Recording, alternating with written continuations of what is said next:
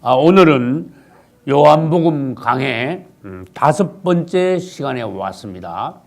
우리는 지금 요한복음에 들어서서 예수님의 이름이 무엇인가에 관하여서 일단 계속 보고 있습니다. 오늘은 예수님의 요한복음에 나타나신 이름 5번째, 장막이 되시는 예수님.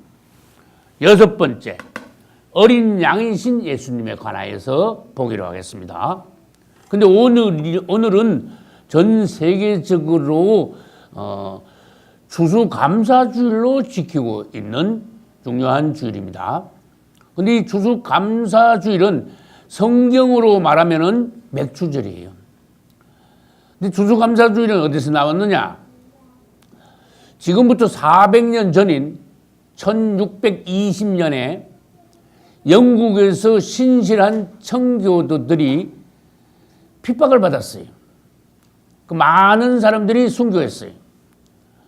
그래서 수백 명이 메이플라워호라는 배를 타고 영국에서 어디로 말하자면 도망쳤는가 하면은 신대륙, 아메리카 대륙, 지금은 미국이죠. 미국으로 도망을 갔습니다. 그래서 미국 동부 해안에 도착해서 거기에서 이제 정착해서 그냥 개간하고 집도 짓고 그냥 교회도 짓고 하는데 첫 해에 농사 짓고 난 뒤에 하나님 앞에 첫 수확을 갖다 드리고는 감사 예배를 드렸는데 그것이 11월 셋째 주 Thanksgiving Day라 해가지고 오늘날 추수감사절이 되었습니다. 그래서 아까 말씀드린 대로 성경으로 말하면은 맥추절하고 같은 것이. 오늘 추수감사주일이니까 설명을 잠깐 드리고 넘어갑니다. 이스라엘의 7절기 중에서 곡식, 추수와 연관된 절기가 3가지가 있어요. 초실절, 그 다음에 맥추절, 그 다음에 수장절. 초실절, 오늘 처음 익은 열매를 처음 딴 과일을 하나님께 드리는 그런 절기. 두 번째 맥추절을 뭐라고 하는가 하면 오순절이라고. 이 같은 절기예요. 그 다음에 77절이라고도 말해요. 여러분, 초실절은 농사 짓다 보면 먼저 익는 게 있거든. 성도들도 먼저 성숙해지는 성도들이 있어요. 마지막 때 가면은 14만 4천도 나와요. 먼저 올라가. 초실절 하나님 앞에 기쁨으로 드리는 첫 단어로 먼저 올라가. 그런데 처음 입고 난 뒤에 50일 있다가 77절이 오순절이 오는데 그때는 본격적인 수확이야. 수확을 하는단 말이에요. 이제 그때 맥추절이 오늘날 아까 설명한 대로 추수감사주일에 속해요. 그걸 봐요. 맥추절. 이 보리맥자거든. 그 다음 가을추자고. 이 오순절은 초실절부터 50일째. 그 다음에 77 다음에 그 다음에 50이죠. 지나서 오는 절기라 해가지고 오순절 또는 77절이라는 이름이 붙어 있는 것이. 신약에 와서 오순절에는 영적 추수가 일어났어요. 언제? 사도행전 2장 오순절 날 바로. 유대인들은 77절, 맥추절, 오순절을 지키려고 모였는데 주님께서는 신약적인 역사로 성령을 부으셔서 영적 추수가 일어나게 했었어요. 주님을 찬양합니다. 그럼 수장절은 다른 말로 하면은 장막절. 또 다른 용어가 또 하나 있습니다. 뭐지요? 초막절. 이런 용어, 같은 용어예요. 그럼 봐요. 초실절은 처음 익은 열매를 하나님께 드림. 맥추절은 본격적인 추수를 하는 기념. 수장절은 추수를 다 하고 난 뒤에 수장이란 말은 뭐예요? 창고에다 갖다 드린다 그런 뜻이에요. 창고에 갖다 드리고 이스라엘 백성들은 초막이나 장막을 치고 광장에 나와가지고 7일 동안 거하면서 풍성한 수확을 주신 주님을 찬양하며 절기를 일주일 동안 지키는 거예요. 그게 수장절이에요. 수장이라는 뜻이 뭐라 그랬어요? 곡식을 창고에 드리고 보관하는 거예요. 그럼 장막 초막은 왜 나왔어요? 곡식을 들여놓고는 이스라엘 백성들은 광장에 나와가지고 장막을 치거나 초막을 치고 며칠간 7일 동안 주님께 감사하는 절기를 지킵니다. 그러면 이 수장절은 영적 추수가 다 끝나면 천년왕국이 오죠. 이 천년왕국을 예표하는 거예요. 그 다음에 맥주는 다른 말로 오순절이라 그랬죠. 2000년 전에 벌써 예루살렘에서 성령이 부어졌죠. 영적으로 벌써 오순절이 왔으며 지금도 계속 수수가 일어나죠. 지금도 오순절이 계속되고 있는 거예요. 주님이 오셔야 뭐예요? 수장절이 오는 거예요. 그 장막과 초막은 다른 말로 하면은 천년왕국에 들어가는 것 자체가 천년왕국이 우리들에게는 장막이에요. 초막이에요. 그래서 일주일 살다가 본격적으로 집에 돌아가지요. 우리는 여기서 천년 동안 살고 난 뒤에 예루살렘으로 가는 거예요. 할렐루야. 초실전 아까 설명했습니다. 첫 열매, 첫 단을 하나님께 드린. 여러분들이 요한계시록 14장 보면은 처음 익은 열매, 성도들 중에 처음 익은 열매 14만 4천이 먼저 주님께 들림받아 올라가는 그런 장면이 나옵니다. 여러분들이 먼저 익은 14만 4천 중에 있으시기를 예수 이름으로 축복합니다. 이제 예수님의 이름은 오늘 5번째로 장막이 되시는 예수.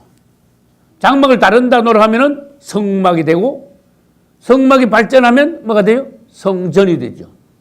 그렇게 예수님이 장막이 되시는 예수님이라는 것은 그분이 살아계신 성막이요, 살아계신 하나님의 거처, 성전이시라는 것이에요. 그러면 장막 되시는 예수님은 지금 우리가 읽은 중에 어디에서 근거했습니까? 1장 몇 절? 그렇죠. 1장 14절입니다. 말씀이 육신이 되어 우리 가운데 거하심에. 이것을 원어적으로 해석하면 말씀께서예요. 말씀 그분이니까. 육체가 되시어 우리 가운데 거하신다가 아니고 원어는 뭐를 칠까? 장막을 치시니 이렇게 해석해야 돼요. 예수님이 이 땅에 오셔서 우리 사람들 가운데서 하나님의 장막 텐트를 치셨어. 이거는 뭐를 연상해야 되는가 하면 이스라엘 백성들이 광야에서 생활하는 동안에 이스라엘의 중심에 성막을 건축했지요. 모세가. 그 성막을 연상하셔야 돼요. 그 성막에 주님께서 거하시지요. 주님의 영광이 그 성막을 덮었지요. 사람들이 하나님을 만나려면 그 성막에 가야 되죠. 이 예수님과 연관되는 거예요. 구약의 모든 사실들이. 할렐루야. 그분은 원래는 말씀이셨어요. 근데 말씀이신 그분이 오늘 뭐가 되셨어요? 1장 14절에서? 하나님의 장막이 되셨는데 육체 가운데 나타나셨어요. 다시 설명합니다. 예수, 그분은 원래 하나님의 말씀이었어요. 하나님 자신이었어요. 그런데 그분은 어느 날 사람의 육체 안에 나타나셨어. 여기 뭐라 그랬어요? 말씀이 육신이 돼요. 육체가 돼요. 다 같은 말이에요. 말씀이신 그분은 어느 날 육체가 되셨대. 여러분 읽다가 깜짝 놀라셔야 돼요. 할렐루야. 말씀은 하나님인 그분 자체입니다. 하나님이 어느 날 육체 안에 나타나신 거야. 육체를 입고 오셨어요. 그래서 말씀이 육신이 되어 그랬어요. 우리 가운데 거하셨다. 우리 가운데 사시기 위하여 오셨다. 다른 말로 하면 뭐라고요? 우리 가운데 하나님의 장막을 치셨다. 할렐루야. 여러분 영이 열려서 이것을 계속 묵상하면은 그분의 놀라우신 어떤 것을 여러분들이 볼 수 있어요. 이 예수님의 그 놀라우신 신비한 그분의 오묘한 기이하신 분이라는 것을 여러분들이 붙잡을 수가 있어요. 볼 수가 있어요. 할렐루야. 주님은 이 땅에서 예수 그리스도를 아는 지혜가 가장 고상합니다. 그랬어요. 그럼 그분에 관해서 알기는 아는데 뭘 알아야 되는데 그분의 신분을 알아야 돼요. 그분이 누구냐 하는 거죠. 그분은 우리 하나님이에요. 그분은 왕이에요. 그분은 대제사장이에요. 이런 게 그분의 신분이다 그 말이에요. 그 다음에 그분의 이름에 대해서 알아야 돼요. 어린 양, 주님의 이름이에요. 하나님의 말씀, 그분의 생명, 나는 참포도나무다. 나는 세상의 빛이다. 나는 하늘로부터 내려온 산떡이다. 또 뭐 간단히 말해볼까요? I am. 그분의 이름이. 맞지요? 당신의 이름이 뭐랄까요? I am 그랬어요. 그분의 이름을 알아야 돼요. 그 다음에 그분의 인품이 어떠하며 그분의 미덕에 관해서도 우리가 알아야 돼요. 그래야 우리가 그분을 닮아갈 수 있어요. 그분은 사랑이십니다.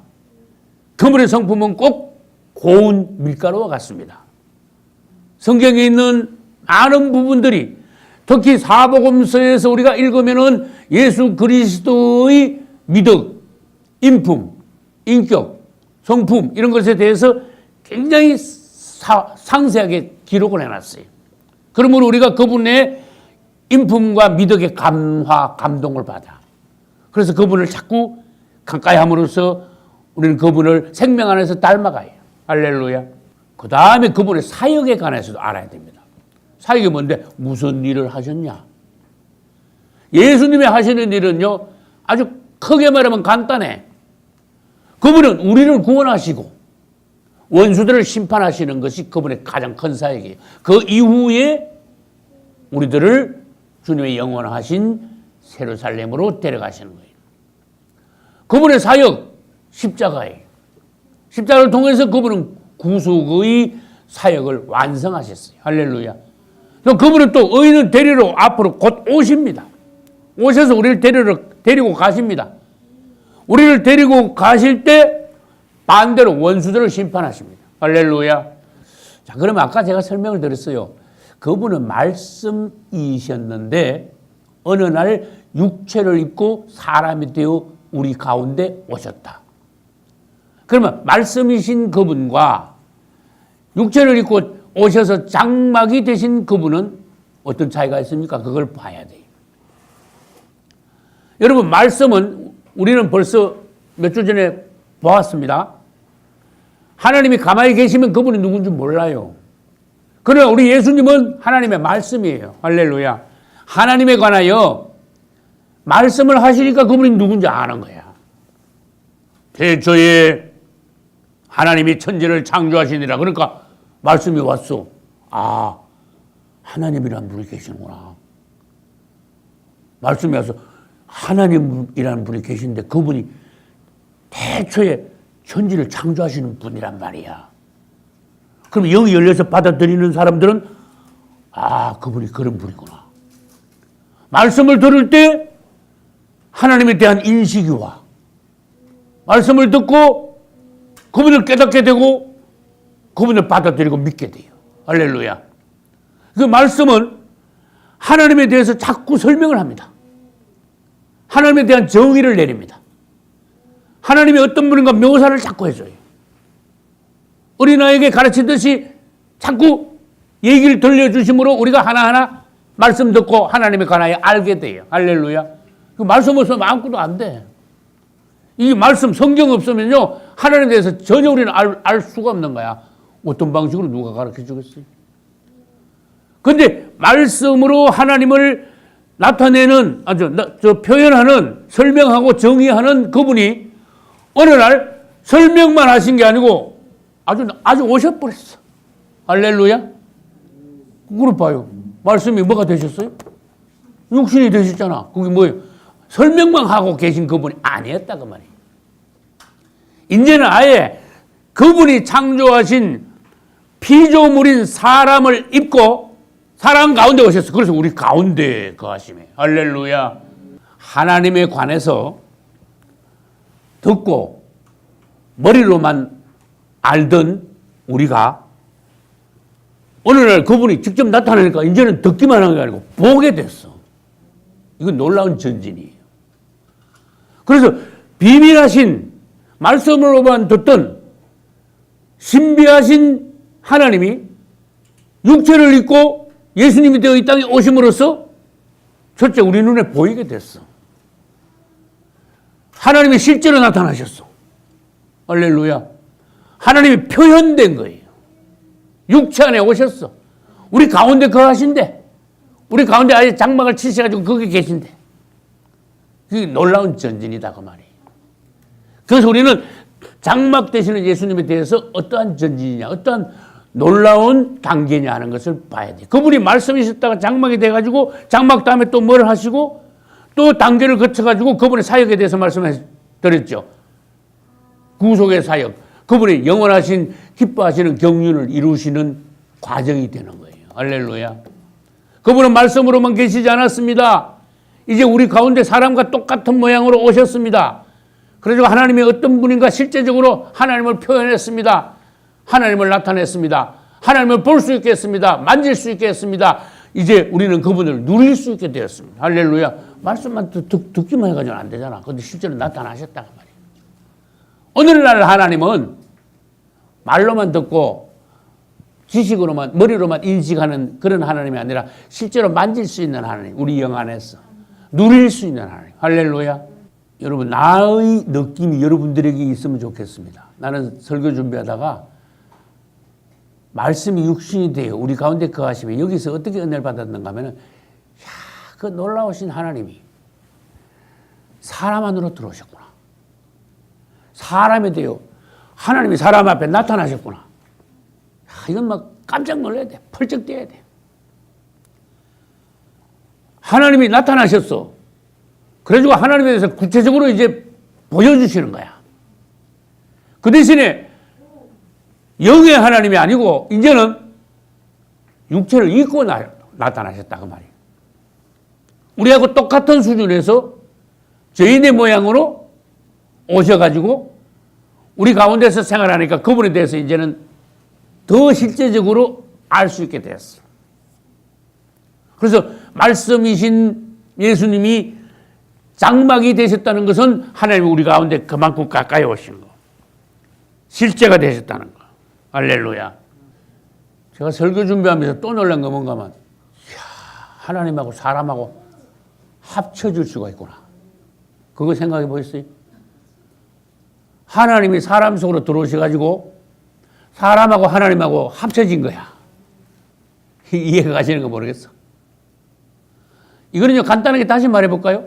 성막에서 무슨 나무에다가 뭐를 입힙니까? 조각목에다가 검을 입히죠. 아주 정확하게 그거야. 하나님께서 사람이 되어 오신 것은 사람하고 하나님하고 다른 말로 해볼까요? 인성하고 신성하고 완전히 하나가 된 거예요. 그래가지고 귀한 한 분이 태어났어요. 하나님 사람. 그분은 하나님 사람이야. God man. 할렐루야. 예수를 깊이 생각하라. 여러분의 영혼이 복된 영혼이 돼요. 자꾸 그분에 대해서 궁구하라. 그분이 어떤 분인가? 누구신가?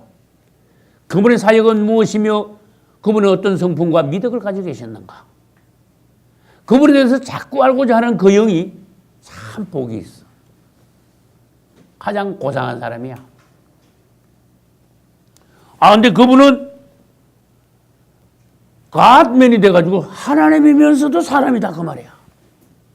근데 여기에 뭐가 있는가 하면은 하나님의 원초적인 기뻐하시는 경륜이 여기 숨어 있어.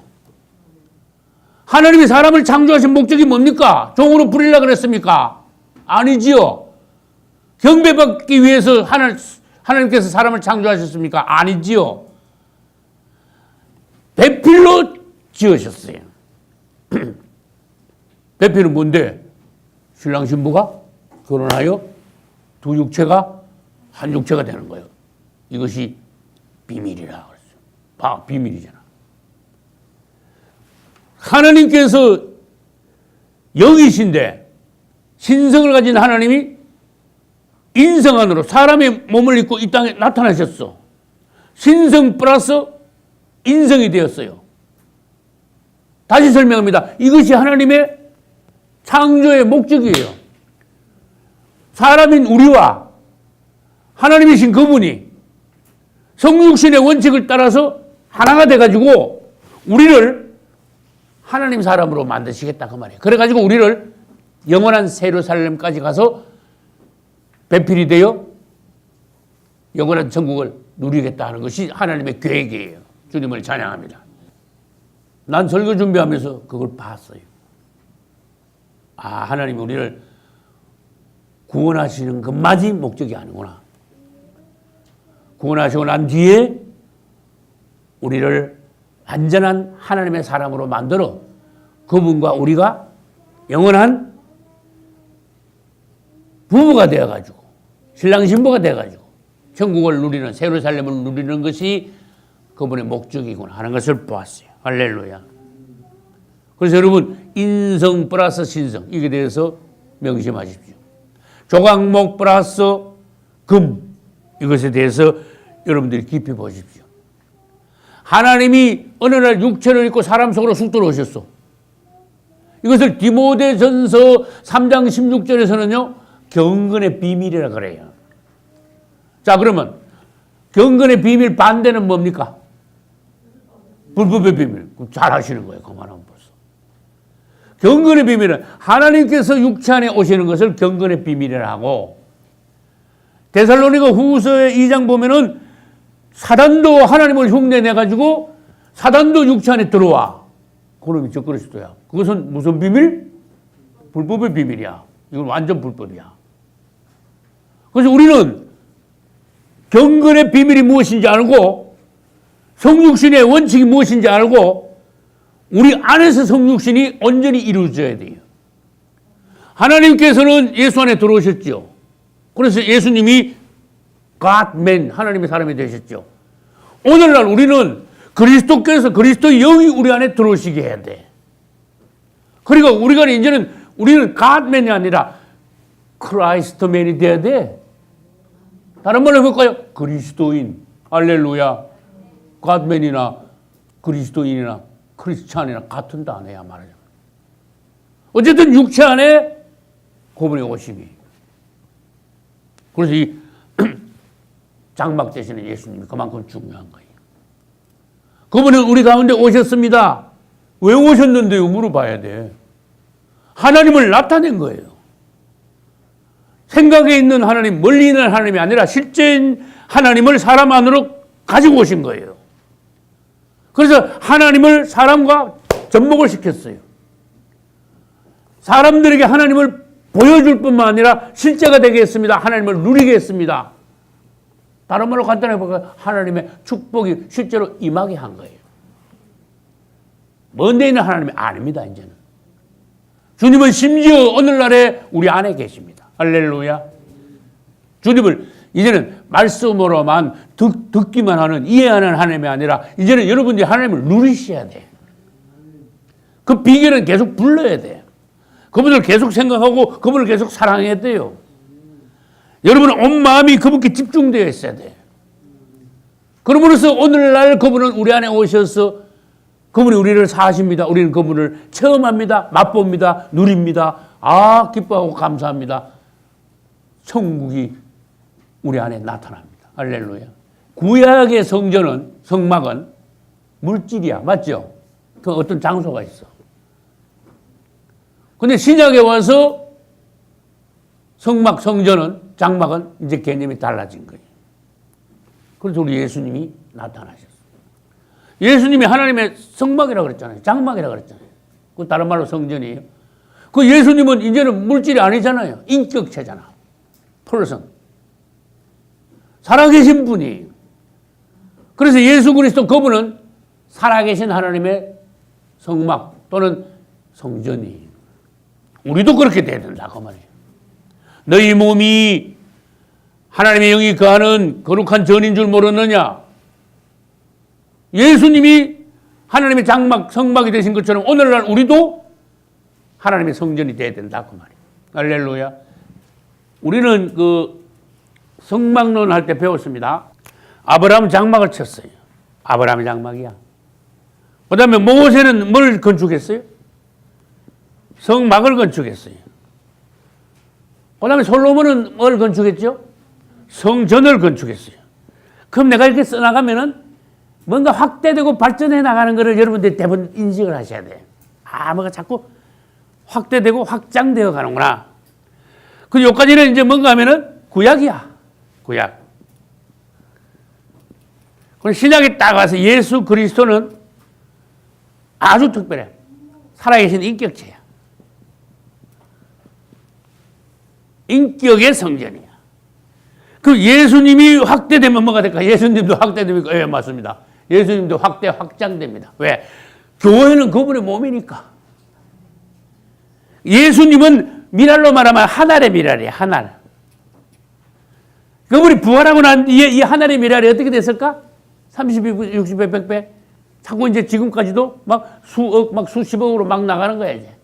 미랄 하나가 확대됐어요. 성전으로 말하면 확장되었어요.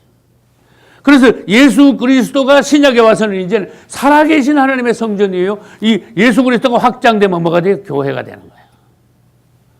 여기 이제 신약이야.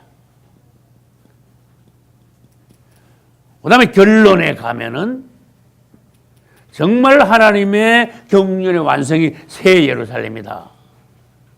할렐루야.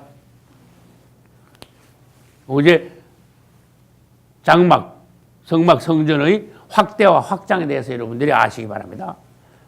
요한복음 2장 21절을 보면은 예수님이 바리새인들하고 이제 대화를 나누는 중에 바리새인들이 성전을 보고 자랑하니까 너희들 이 성전 헐어버리라 그래 버렸어요. 그러니까 그 당시 그 유대 교인들의 아주 인식이 각 바뀐 사람들한테는 예수님의 말씀이 너무너무 이거는 회개한 거야. 성전을 헐어버리래. 다른 말로 해볼까요? 유대 교인들은 2000년 전 당시에 성전이 우상이었어. 그 정도로 간 거예요. 근데 예수님 보니까 아니거든. 그 성전 아무 소용없는 지경까지 갔거든. 그러니까 성전을 헐어버리라 그랬어요. 내가 며칠 만에 다시 일으키리라? 사흘 만에, 3일 만에 내가 다시 일으키리라. 그러면 진짜 이 성전이 헐렸어. 예수님의 몸의 성전이잖아. 이스라엘 사람들은 예수님을 진짜 십자가에 못 박았어. 성전이 헐렸어요. 3일 만에 부활하셨어. 할렐루야. 내가 3일 만에 다시 일으키리라. 다시 일으킬 때는 예수님이 부활하신 것뿐만 아니라 그때 교회가 일어나게 되었어요. 할렐루야.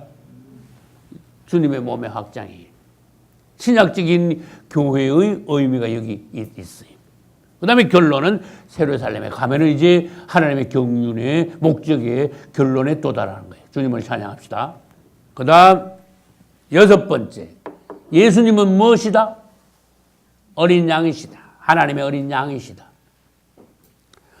이것은 우리가 읽은 요한복음 1장 29절에서 언급된 것이 세례 요한, 즉 침례 요한이 예수님보다 먼저 나타났습니다. 침례 요한이 사람들하고 같이인데 예수님이 오셨습니다. 침례 요한은 당장에 말했습니다. 보라! 세상 죄를 지고 가는 하나님의 어린 양이로다 그랬어요. 난 가만히 생각해보면서 그 당시 사람들이 이거 알아들었을까? 무슨 말인가? 사람들에게 알아듣기 좋게 하려면요. 보라! 저 이스라엘의 왕이 오신다. 이래 뿌리면 사람들이 대부분 알아듣겠지. 저분이 우리가 바라던 메시아다. 그러면 대부분 당장 무슨 말인지 알겠지. 그런데 세례 요한은 예수님 보고 하나님의 어린 양이 저기 계신다 그랬어요. 잘 못 알아들었어 사람들이. 오늘날 우리는 알아.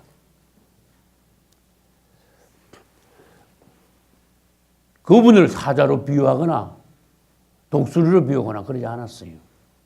백마로 비유하지 않았어요. 근데 봐요. 이 순서도 절묘해. 주님께서 절묘하게 보여주셨어요. 장막 다음에 어린 양이 나와야 돼 사실.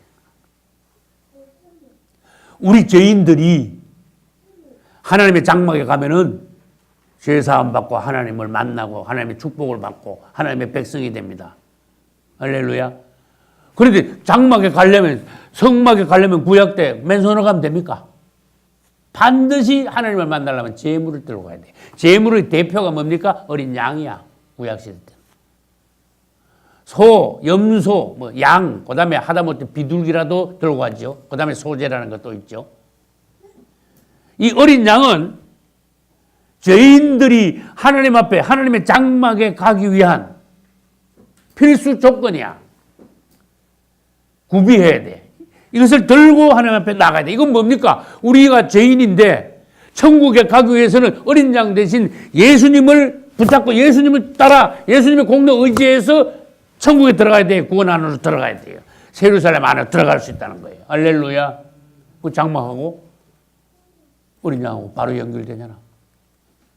질문 다시 해볼게요. 장막의 완성이 뭡니까? 예루살렘이. 장막은 다른 말로 성막입니다. 성막에 들어가기 위해서는 어린 양이 필요하다. 예루살렘에 우리가 들어가기 위해서는 어린 양 대신 예수 그리스도의 피의 공로, 구속의 역사를, 그 이름을 믿어야 돼요. 영접해야 돼요. 받아들여야 돼요. 사랑해야 돼요. 할렐루야. 이 구원의 역사예요. 그래서 예수님에 대해서 우리들이 쭉 보면서 그분의 사역까지 다 보잖아. 그분의 인격까지, 그분의 명칭 모든 걸 다 볼 수 있잖아요. 그래서 요한복음이 이렇게 깊고 귀하다는 거예요. 할렐루야. 예수님은요 어린 양이라 그랬죠. 근데 어떤 때는 갑자기 그분은 사자래. 라이언. 유대 지파의 사자 그러놨어. 원수들을 막 물에 뜯어 찢고는 올라가신다 그랬어요. 이것은 우리를 대해서는 우리 죄인들 앞에 오실 때는 그분은 사자로 안 오셔. 다 기절하겠죠. 어린 양으로 오셔가지고 우리를 위해서 오히려 피를 흘리셔. 우리를 구원하시기 위하여 그분은 우리한테는 어린 양으로 오시지만 원수들 앞에 딱 가면요 그분은 양이 아니야. 당장에 그분은요 라이언, 사자로 바뀌어. 그분은 이런 분이 다양하신 분이에요. 놀라우신 분이에요. 기이하신 분이에요. 할렐루야. 바리새인들 앞에 가서는 막 서서히 풀에 막 아주 얼음같이 날카롭고 아주 차가워요, 그분은. 그런데 낮고 천한 병든 자들한테 외로운 자들에게 오시면 그분은요, 오빠서 눈물부터 흘리셔. 사랑의 주님. 할렐루야. 우리에게 그분의 마음, 그분의 영이 있어야 돼. 우리도 그분을 닮아야 돼. 자꾸 닮기를 애써야 돼요. 할렐루야. 그래야 그분의 신부가 되기에 합당합니다. 할렐루야. 그분은 우리 죄인들을 위해 죽기 위해 오셨거든요. 근데 성경에서는 주님이 죽으시는 방면이 세 방면이 있어요. 어린 양으로 오셔가지고 어린 양은 죽어야 되잖아. 그 피를 흘려야 되잖아. 속죄 제물로 그 고기를 번제물로 드릴 땐 태우잖아. 그죠?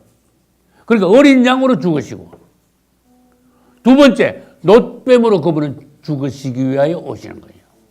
놋뱀은 장대에 매달잖아. 그리고 십자가에 매달은 예수님 죽으시잖아. 세 번째 그분은 하늘의 미랄로 땅에 떨어져 죽기 위하여 오신 분이. 그분이 땅에 똑 떨어질 때는 하늘의 미랄로 떨어지셨어. 그래서 땅에 떨어져 썩어 죽으면 그랬어요. 진짜 십자가에서 죽으시고 엄부까지 내려가셨어요. 그 다음에 싹이 다시 올라온다 그랬죠. 30배, 60배, 100배. 그분은 부활하신 걸 말해요. 처음에는 미랄이 하늘이었다. 나중에는요 계속 불어나. 그래서 막 10억 단위까지 막 올라가. 나중에는.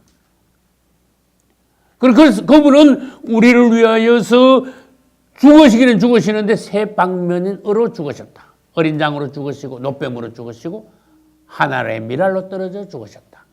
그것은 다 우리를 위하신 그분의 사역이시다. 할렐루야. 그분을 알아가야 돼. 요한복음 1장 1절에서 그분은 말씀이시다. 로고스라 그랬어요. 근데 1장 14절에 오늘 오니까 그분은 말씀이 장막이 되어 나타나셨어요. 근데 1장 29절 보니까 그분은 이제는 하나님의 어린 양이시래. 우리를 하나님의 장막에 들어가게 하시기 위하여 그분은 어린 양으로 우리를 위해서 피 흘리시기 위하여 어린 양으로 오셨다. 근데 어린 양이 이제 다음에 또 몇 주 뒤에 나옵니다. 나중에 비둘기가 돼요. 할렐루야. 비둘기는요, 성경에서 성령을 예표해요.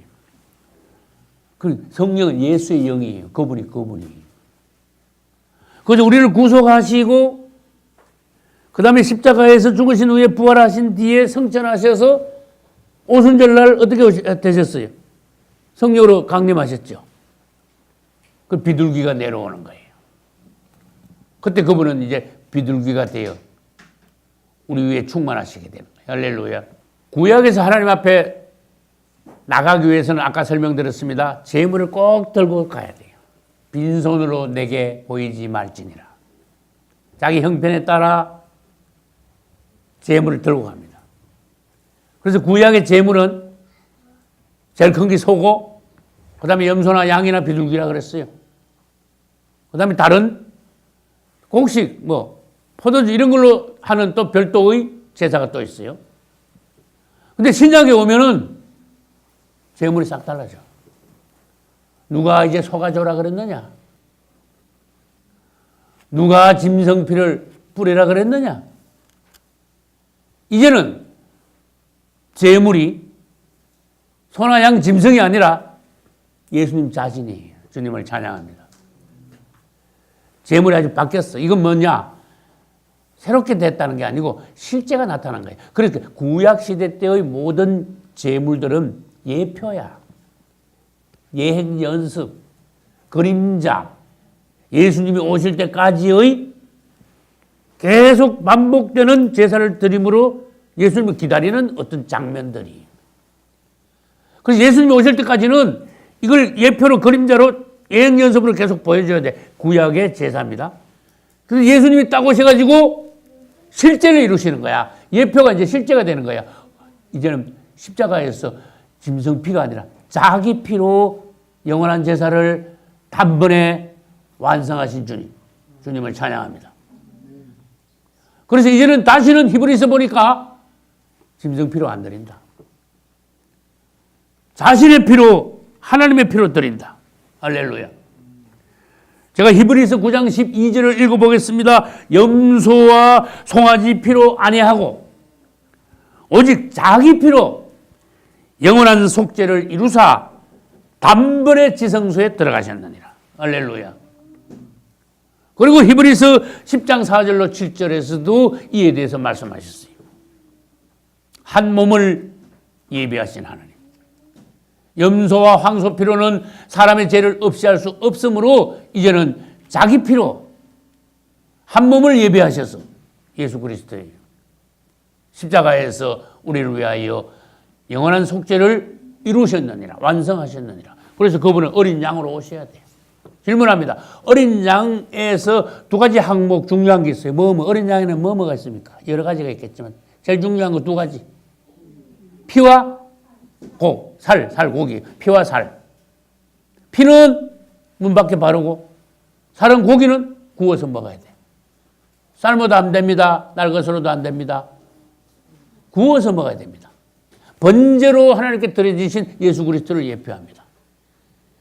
오늘날 우리도 구약에서 양을 잡아서 그 피와 고기를 바르고 먹고 힘을 얻었듯이 오늘날 우리도 이것이 적용이 돼야 돼. 그분은 우리를 위하여 어린 양으로 오셔서 십자가에서 우리 죄를, 나의 죄를 위해서 죽으셨다. 나는 그것을 믿습니다. 그분이 내 죄를 위해서 대신 피를 흘리시고 대신 죽으셨으므로 나는 그 사실을 믿음으로써 이제는 사망이 나에게 지나간다. 6월절이에요. 이제 예수의 피를 적용하는 거야. 그 다음에 입술로 그분이 나를 위해서 십자가에서 피 흘려서 죽으셨다는 것은 구약시대 때 문설주에 피 바르는 거하고 같아요.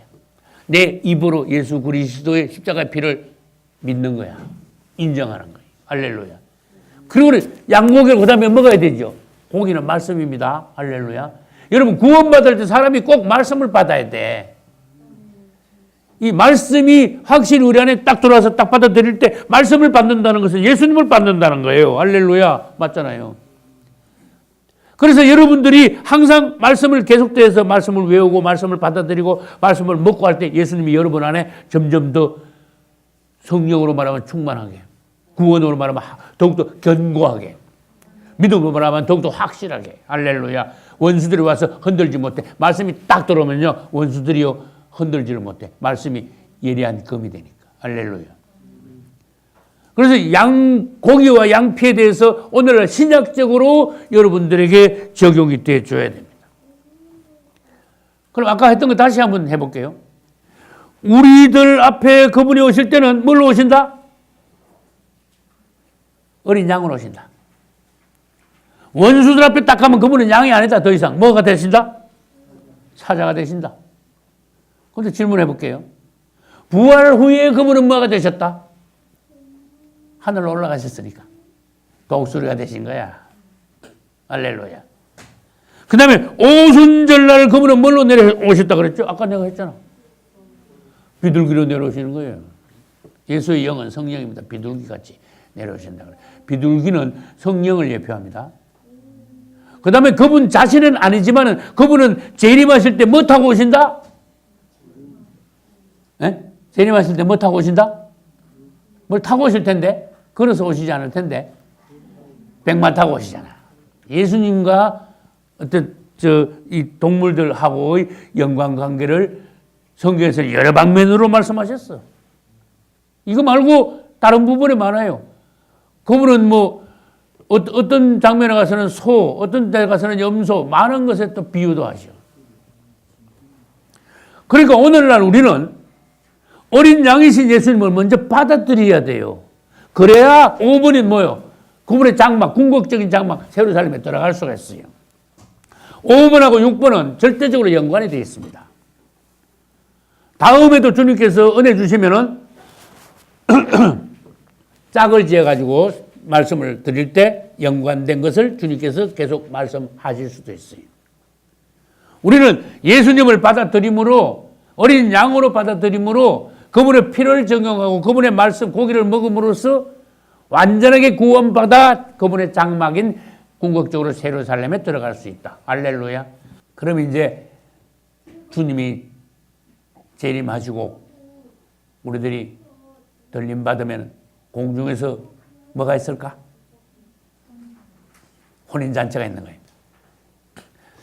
여러분, 우리 성도들이 주님이 오시는 날 들림받아가지고 올라간대. 올라가지고 공중에 가서 뭐 하는데요? 혼인잔치를 한대. 그때 가서, 지금은 우리 약혼한 사이고, 혼인잔치는 그거 가서 한대. 그리고 그분이 딱 오시는 거는, 공중 재림하시는 것은 신랑 입장이고, 우리가 휴거대에 올라가는 것은 뭘까, 그럼? 신부 입장이에요. 그 신랑 신부 입장에 있으니까 혼인잔치를 해야 되겠죠. 근데 내가 무슨 말 하려고 그러는가 하면, 혼인잔치 이름이 희한해. 무슨 혼인잔치야? 에? 그렇죠. 아유, 잘하셨어요. 주님과 성도의 혼인잔치를 안 그러고 어린 양의 혼인잔치를. 근데 한번 생각해 봤어. 아니, 많은 이름 중에 혼인잔치를 어린 양의 혼인잔치라고 그랬을까? 이걸 생각해야 돼. 여러분, 그분의 신부가 되기 위해서는 그분은 우리를 위하여서 죽으시고 그 다음에 말씀으로 우리를 살리시고 구원하신 분이라는 거. 그분의 십자가를 믿는 믿음을 가지고 거듭난 성도들이 그분의 신부가 됨으로 특별히 어린 양의 혼인이라고 그랬어요. 할렐루야. 그래서 요한계시록 19장 7절에 보면 어린 양의 혼인 기약이 이르렀고 그랬어요. 혼인할 때가, 혼인 잔치할 때가 됐다. 기약이 이르렀다. 그 신부가 예비하였으니. 근데 해석이 조금 어려워. 나는 이 부분을 읽을 때 그 신부가 예비하였다. 말이 단어가 좀 이상한데 내가 그랬어. 신부가 예비하였다? 난 그래서 조금 바꿔봤어. 신부가 예비되었다가 더 맞지 않을까? 난 이랬네. 근데 사실 내가 신부가 예비되었다도 그 정확한 해석이 또 아니더라고. 자, 원어상으로 내가 한번 읽어볼게요. 어린 양의 결혼 날이 다가왔고, 혼인은 결혼이죠. 그분의 아내도 신부죠. 자신을 준비하였습니다. 이게 원어적인 해석이야. 다시 해볼까요? 어린 양의 결혼 날이 다가왔고 그분의 아내도 자신을 준비하였습니다.